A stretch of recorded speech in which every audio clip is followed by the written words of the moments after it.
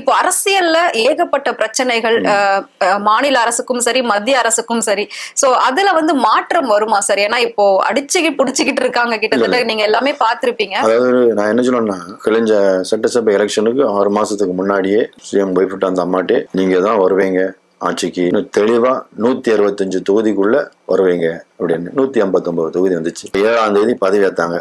7ஆம் தேதி பதவி ஏற்கக்கூடாது அப்படின்னு. இல்ல அவங்க வந்து மேல மோடிக்கெல்லாம் எல்லாமே ஃபேக்ஸ் அனுப்பிட்டாங்க, டேட்டை பிக்ஸ் பண்ணியாச்சு, கவர்னர் மாளிகை தகவல் கொடுத்தாச்சு, 7ஆம் தேதி நீங்க பதவி ஏத்தீங்கன்னா கடும் பிரச்சனையை நீங்க சந்திப்பீங்க. வரலாற்றிலேயே தலைமைச் செயலகத்துல ரைடு நடந்தது இந்த ஆட்சியில தான்.